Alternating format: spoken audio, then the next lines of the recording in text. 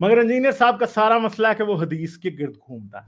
हजरत मोहम्मद की वफात के 60-70 साल बाद 690 710 के दरमियान मौजूद था, हालांकि उसमें चेंजेस हो रही थी। आज इस बात के पूरे सबूत हैं। अब मजे की बात यह है कि मैं ये पूछता हूं कि क्या हदीस के मुताबिक हम ये कह सकते हैं कि रसूल अल्लाह की वफात के बाद या वफात से पहले किसी शख्स के पास मुकम्मल कुरान था भी? कुरान खुद हदीस से क्लैश करता है। हाँ, नासिख और मनसूख का मसला तो फिर हदीसों से पता लगता है। अली जो है वो रोता रोता जो है वो हजरत मोहम्मद के पास गए, रसूल अल्लाह के पास गए।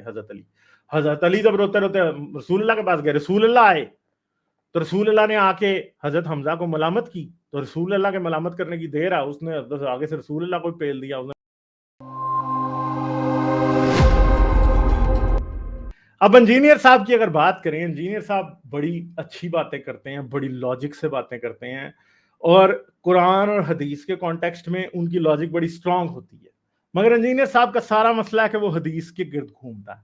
असल में कुरान के भी नहीं, हदीस के गिर्द इंजीनियर साहब का सारा मसला घूमता है, यानी सहाय सित्ता के गिर्द, यानी मुस्लिम, बुखारी, सुनन इब्न माजा, सुनन तिरमिज़ी, इन 7 किताबों के गिर्द उनका सारे का सारा जो मुकदमा है वो घूमता है। और वो मुकदमा जो है वो असल में एक बड़े शेकी ग्राउंड के ऊपर रखा हुआ है, और मैं कई बार पहले बात कर चुका हूं। यानी अगर आप गौर से सोचें इस बारे में तो कुरान तकरीबन हजरत मोहम्मद की वफात के 60-70 साल बाद 690 710 के दरमियान मौजूद था, हालांकि उसमें चेंजेस हो रही थी। आज इस बात के पूरे सबूत हैं कि कुरान तकरीबन 750 ईस्वी तक एडिट होता रहा और चेंजेस उसमें हो रही थी, और एक से ज्यादा मल्टीपल कॉपीज कुरान की एग्जिस्ट करती थी। कूफे में एक कॉपी थी, ठीक है, और दमिश्क में एक कॉपी थी, बसरा में एक कॉपी, जो है वो मदीना में कोई और कॉपी। इस तरह मुख्तलिफ लोगों के कुरान मुख्तलिफ जगहों पर पढ़े जाते थे, और मैं इस बारे में बात भी कर चुका हूं ऑलरेडी, ठीक है। और इन बातों की जो मेन चीज है वो क्या है कि कुरान उस टाइम चेंज हो रहा था, और हदीस जो है वो अभी आई नहीं थी, क्योंकि हदीस आती है तकरीबन अगर आप देखें आज आपके पास जो हदीस की सबसे पुरानी किताब है, लोग आपको कहेंगे कि मुअत्ता इमाम मालिक है, मगर मैं आपको बता रहा हूं कि मुअत्ता इमाम मालिक नहीं है। हदीस की सबसे पुरानी किताब बुखारी है, और रवायतों की सबसे पुरानी किताब सीरत इब्ने हिशाम या सीरत इब्ने इसहाक जिसको आप कहते हैं वो है। और वो कौन सी किताबें हैं? वो किताबें हैं जिन किताबों से बेसिकली इस्लाम की बेसिस बनाई गई है, इस्लाम की एक पूरी बेसिस है। ऐसा नहीं है, अगर फर्ज करें कि आप एक इंसान थे जो कि हजरत मोहम्मद की वफात के 60 साल बाद एग्जिस्ट करते थे, तो आपके पास कुरान के बिट्स एंड पीसेस जरूर थे। अब जैसे कल परसों मैं इंजीनियर साहब की एक कॉन्वर्सेशन सुन रहा था जिसके अंदर इंजीनियर साहब ने ये बात कही कि कुरान जो है वो रसूल अल्लाह ने कहा था कि जो आदमी एक रात में पूरा कुरान पढ़ ले उसको कुछ समझ नहीं आया, 3 दिन से पहले जो पूरा कुरान पढ़ ले उसको कुछ समझ नहीं आता। अब मजे की बात यह है कि मैं ये पूछता हूं कि क्या हदीस के मुताबिक हम ये कह सकते हैं कि रसूल अल्लाह की वफात के बाद या वफात से पहले किसी शख्स के पास मुकम्मल कुरान था भी? यानी फर्ज करें कि रसूल अल्लाह ने अपनी वफात से 4 साल पहले ये हदीस कही थी कि जो इंसान 3 दिन से पहले पूरा कुरान खत्म कर ले वो इंसान जो है वो उसने कोई उसको कुरान की समझ नहीं आई। अब समझने की बात यह है कि समझने की सिंपल सी बात यह है कि रसूल अल्लाह के वक्त में तो कुरान मुकम्मल था ही नहीं, तो मुकम्मल कुरान की अगर रसूल अल्लाह बात कर रहे हैं तो रसूल अल्लाह तो गलत बयानी कर रहे हैं। समझ आ गई बात की कि यानी रसूल अल्लाह के मरने से 4 साल पहले रसूल अल्लाह ने यह हदीस कही कि हाँ जी, जिस शख्स ने 3 दिनों में पूरा से पहले कुरान पूरा किया वो कुरान जो है वो क्या है, वो उस शख्स ने कुछ नहीं सीखा। तो अब मजे की बात यह है कि उस वक्त तो कुरान पूरा ही नहीं था, मगर हम रसूल अल्लाह की वफात वाले दिन आ जाते हैं कि क्या उस दिन भी पूरा कुरान किसी शख्स के पास था?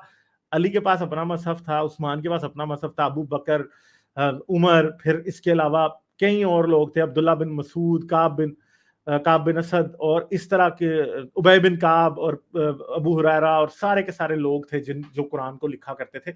उनके पास कुरान मौजूद था, मगर किसी के पास भी कुरान मुकम्मल नहीं था। और ये भी हदीसें खुद ही साबित कर देती हैं। जैसे जैसे हमारे पास एक हदीस जिसका मैं बार बार जिक्र करता हूं कि ज़ैद बिन साबित से मरवी हदीस है कि जब हजरत अबू बकर और उमर ने उसे बुलाया कि कुरान की तदवीन करे, تو اس نے کہا کہ میں یہ کام کیسے کر سکتا ہوں، مگر اسے انہوں نے کنونس کیا، وہ کنونس ہو گیا، اور آخر کار اس نے قرآن کی تدوین کی، اور پھر اس کی حدیث میں یہ لکھا ہے کہ جب میں نے قرآن کی تدوین کی تو مجھے 2 سورہ توبہ کی آیتیں سوائے ابو خزیمہ انصاری کے علاوہ کسی سے نہیں ملی۔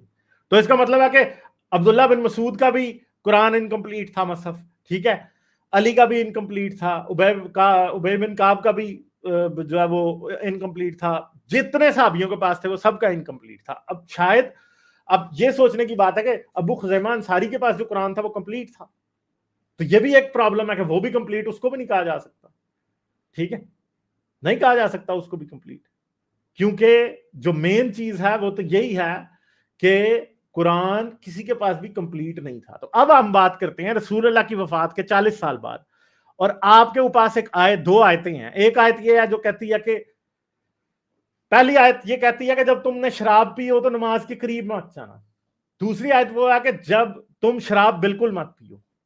اب ایک بندہ ہے، نہ کوئی حدیث ہے، نہ کوئی تفسیر ہے، سیرت ابن ہشام بھی نہیں ہے، اس بندے کو کیسے پتا چلے گا کہ شراب حرام ہے؟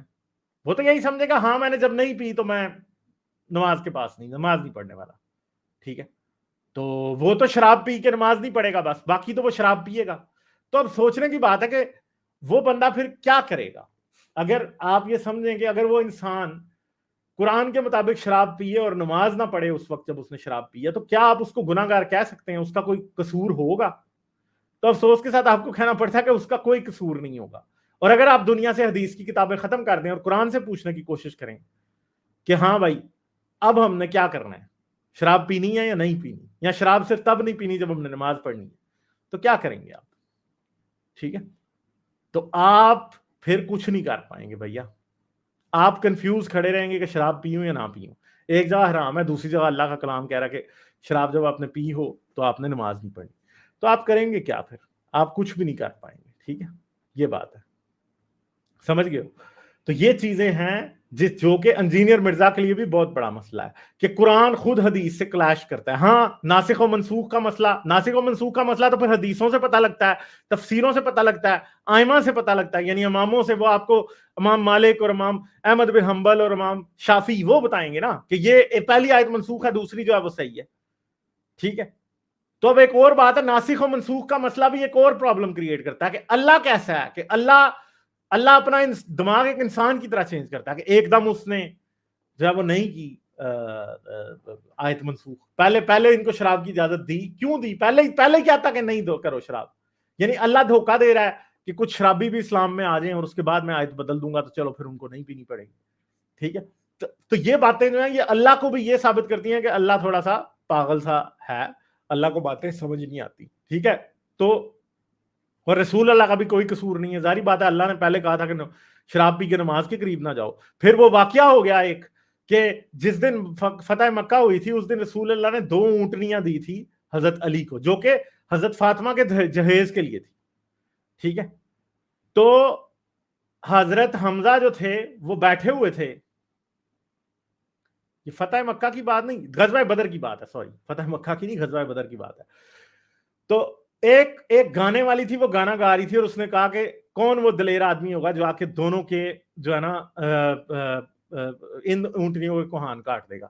تو حمزہ اٹھا جی، جا کے انہوں نے دونوں ماری تلواراں، انہوں نے دونوں کے کوہان کاٹ دیے، وہ مر گئی دونوں اونٹنیاں۔ علی جو ہے وہ روتا روتا جو ہے وہ حضرت محمد کے پاس گئے، رسول اللہ کے پاس گئے، حضرت علی جب روتے روتے رسول اللہ کے پاس گئے، رسول اللہ آئے تو رسول اللہ نے آ کے حضرت حمزہ کو ملامت کی، تو رسول اللہ کے ملامت کرنے کی دیر ہے، اس نے آگے سے رسول اللہ کو پیل دیا، اس نے کہا تم سب میرے باپ کے نوکر ہو، ٹھیک ہے۔ اور اس کے بعد پھر شراب کے حرام ہونے کی آیت اتری۔ اس سے پہلے تو دیکھیں ایک مجاہد حضرت حمزہ شہید اسلام جو کہ غزوہ خندق کے اندر، غزوہ احد کے اندر ان کی شہادت ہوئی تھی، وہ جو ہیں وہ کیا تھے، انہوں نے شراب پی ہے خود، اور اس سے پہلے لوگ پیا کرتے تھے۔ تو یہی باتیں ہوتی ہیں، ٹھیک ہے، ہاں یہ باتیں ہیں جن سے یہ پتہ لگتا ہے کہ انجینئر صاحب جو باتیں کر رہے ہیں وہ سارا نیریٹو حدیث کی بیس پہ ہے۔ قرآن کو اگر پڑھا جائے تو اس سے کوئی پتہ نہیں چلتا، ہاں، اور قرآن کے اندر سے بھی لوگ نکال کے ایک آیت کو دوسری سے منسوخ کرتے ہیں، مگر وہ حدیث سے ہی ہوتی ہے۔ مگر یہ یاد رکھیے گا کہ حدیثوں سے بھی پڑھ پڑھ کے لوگ اصل میں قرآنسٹ آخر پہ بھان جاتے ہیں، کیونکہ حدیثیں ہی آپس میں اتنی کلیش کرتی ہیں کہ کوئی حال ہی نہیں ہے۔